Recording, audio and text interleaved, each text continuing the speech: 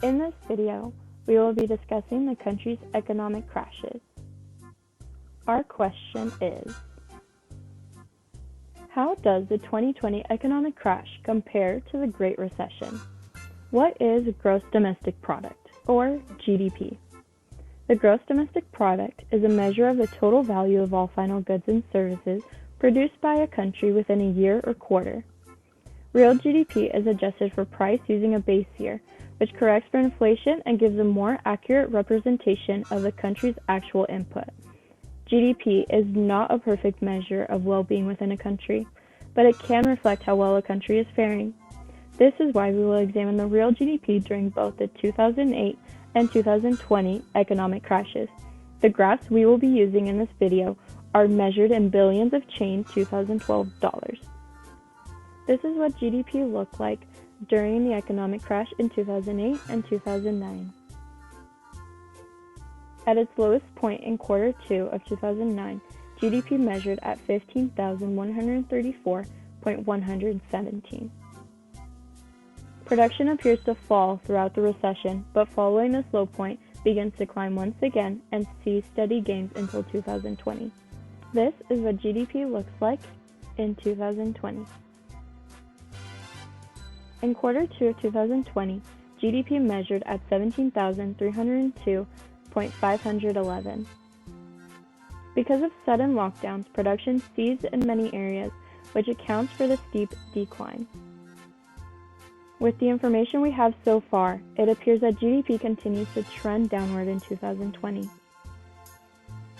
What is Consumer Price Index, or CPI?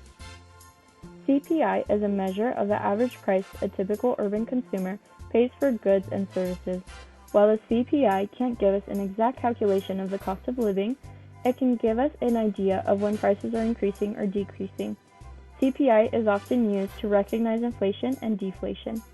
The CPI is measured from a reference-based time period of 1982 to 1984. The base CPI is set to 100. The other measurements of CPI are taken relative to that set number. Beginning in August 2007, CPI began a steady climb. At the beginning of the recession period in December, CPI measured at 211.445. CPI rose until July 2008, where it reached a peak of 219.16 and stayed higher through September. CPI then fell sharply, reaching 211.398 in December, before beginning a climb that would continue past the end of the recession period. In February 2020, just as we entered the recession period, CPI measured at 259.50 after a steady rise from late 2019. We see the CPI fall as lockdowns begin, reaching its bottom in May at 255.768. Following the end of lockdowns, CPI has risen steadily, measuring as 260.209 for September. So what happened to unemployment in 2008 to 2009? As shown in the graph, the rate of unemployment rose steadily during the 2008 to 2009 recession. Its highest point was 9.5% in June of 2009. Often, unemployment continues to rise even once the recession has ended. In the graph, we see the unemployment rate plateau, but true to form, it did experience a small increase in late 2009. What happened to unemployment in 2020? As a result of the sudden lockdowns, unemployment rose sharply in 2020, reaching a peak of 14.7% in April. As lockdowns were lifted, the unemployment rate declined, though it still remains well above its position prior to the lockdowns. So what were the impacts on households in 2008 and 2020? In 2009, the rate of unemployment peaked at 9.5. For a time, it plateaued, though in October of 2009, it climbed to 10% before finally beginning a slow decline. The high rate of CPI in 2008 is attributed to increased gas and energy prices. In 2020, gas prices behaved in the opposite way, following along with the quantity demanded of gasoline. Some measures of CPI exclude gas. We chose to include it, as it is an important point of comparison. In 2020, the economy was purposely shut down in order to stop the spread of COVID-19.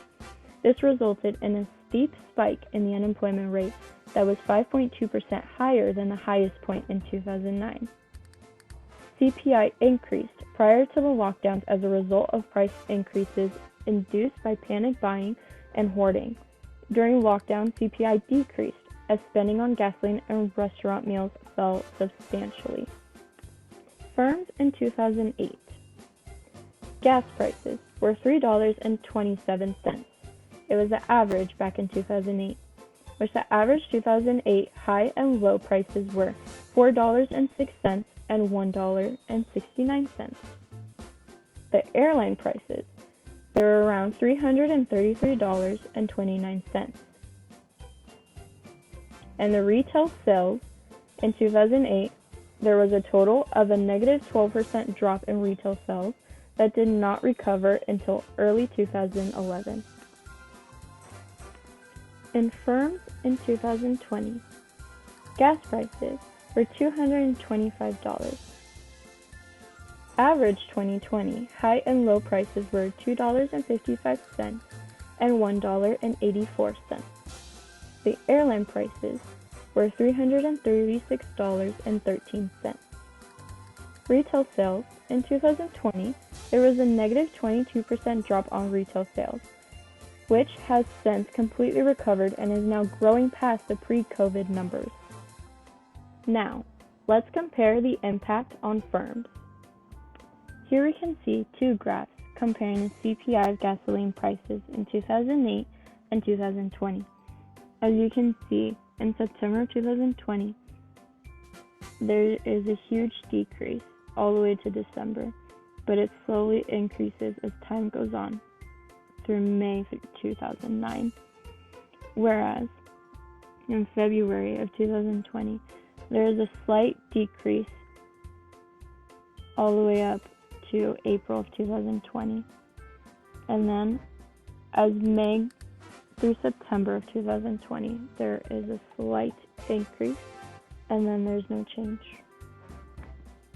And here again, we see two graphs comparing the CPI of airline prices. In 2008, starting in August, there is a slight decrease all the way to May 2009. Whereas, starting in February of 2020, there is a substantial decrease until April of 2020. Then it slows down until May of 2020, and then there's a slight increase from May 2020 all the way till August in 2020. Then there's a slight decrease current. And lastly, we see two graphs comparing the retail sales in 2008 and 2020. As we see, there is a slight decrease from July to September in 2020, but starting September, there is a huge decline in the graph all the way to December of 2008. Then there's a slight increase in January 2009, but then it slowly decreases again until March of 2009, as there is a slight increase. Whereas in 2020, in February, there's a slight decrease in all the way to March. But then starting March, there is a huge decrease until April of 2020. Then there is a huge increase until May, and then it slows a little bit down in June 2020. Then it stays constant until August of 2020, as there is a slight increase again. So what are government expenditures? All expenditures related to the total government expenditures are listed in a big group as a total. For example, the funds related to the total expenditures are combined federal, state, and local activities. Also, it's the same for state and local governments. CEA produces the only comprehensive estimates of state and local governments' activities available on a timely basis. So the government's expenditures in 2008. For the second quarter for 2008, calculated in billions, is 5,365.50. The spending was lower in 2008 because the government had less of a threat and concern from other countries. So this meant the total expenditures were less than 2020. So the government's expenditures in 2020 for the second quarter was calculated in billions of 10,913.344. The spending in the second quarter of 2020 has risen due to the threat from other countries against the United States, and also President Trump has increased the expenditures while in office, and this is why the $5 billion doubled to $10 billion. The government's total expenditures and its rise. The increase of government total expenditures were caused by the economic stimulus and two overseas wars after the recession of 2008. Also, deficit spending is out of control, and it is currently rising each year even when the economy is doing well. Next, interest payments on the national debt are estimated at $378 billion for the year, and by 2030 are estimated to almost double to $665 billion. Thanks for viewing.